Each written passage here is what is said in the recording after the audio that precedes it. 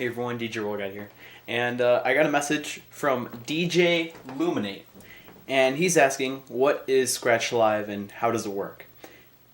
That's kind of a hard thing, and I get asked that at every gig, and you think I'd eventually have a good way of explaining that. So let me take a look at the gear, and I'll show you what it does. Scratch Live consists of a few things. You've got your control vinyl, you got your mixer. Actually, here, let me do this.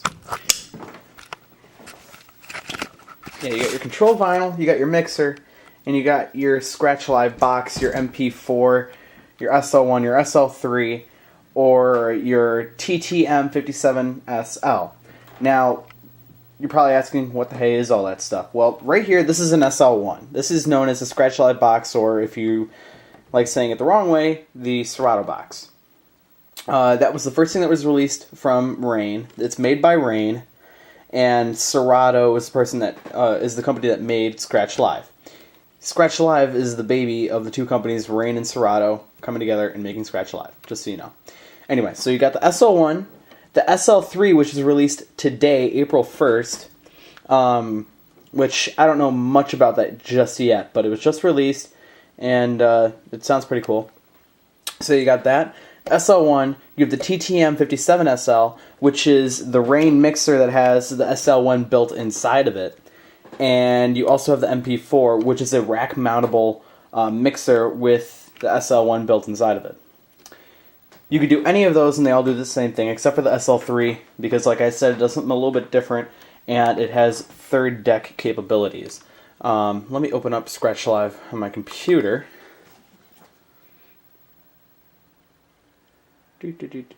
Okay, there we go.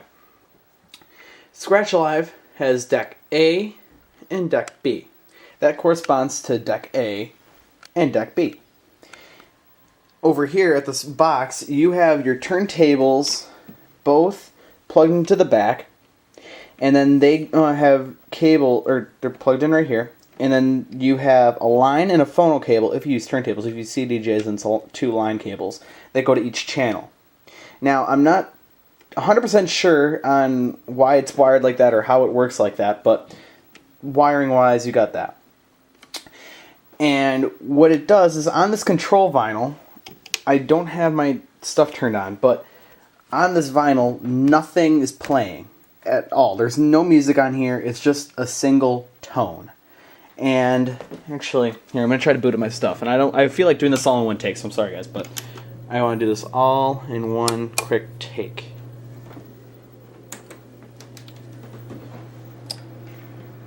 Okay. So yeah, you got your control vinyl that has nothing on it. Right now, I'm switched over to the phono. You got this channel up. And let me turn my amp up. Hear that? That's your control signal. The computer reads that. There must be some kind of pitch difference between out here and in here, because what it does is it reads that and you could track a song on Scratch Live. Hey Jude, the Beatles. Okay, that works. Load it on the deck. You go over to your line input and it suddenly plays the music. And still with Scratch Live you can move the vinyl and manipulate the song.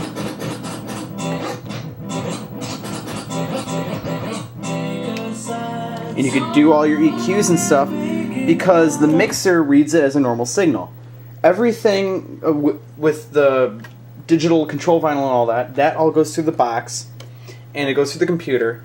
But when it goes back to the mixer, it's just a signal. It's just a music signal. So what you can do is you can take your outputs from this box and put them into any mixer, and the mixer will read it as an audio signal. No matter what you do with it, out of this box, it's an audio signal.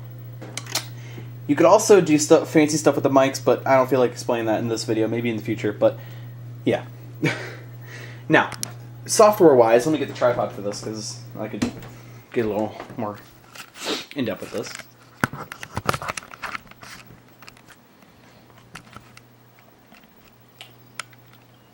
Okay. Like I said, I'm sorry I had to do this all in one take, but I really kind of want to do that. So, yeah, you have your deck 1, you have your deck 2.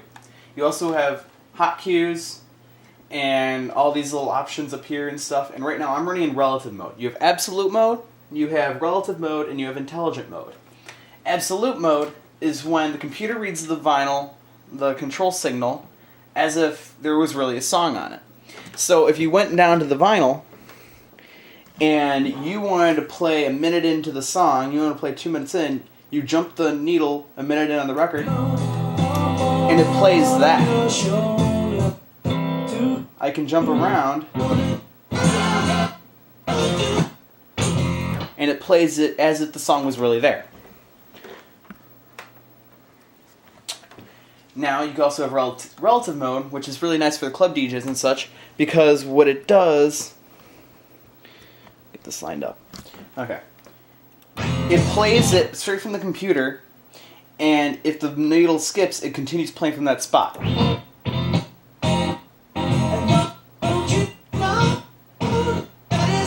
Doesn't matter where it is, as long as it's receiving a signal, it'll do it. But you can still scratch. So, mind you, whatever you do, you can still scratch. Intelligent mode does not utilize a control signal at all. As long as you have a mixer and the SL1 box, what it does is that you can play through a MIDI controller, like I have my trigger finger sitting over here, or you could play through something else that sends MIDI signal, and you could play it all through the computer, or you could just use the computer straight from there. You have your play pause buttons, your fast forwards, your next track, and all that kind of stuff. You have a lot of fancy stuff to mess with here. So that's a quick little overview of Scratch Live. I may do more in-depth videos if it need be, but that's my quick little explanation on Scratch Live and how it works. So hope that helps illuminate, practice, and enjoy.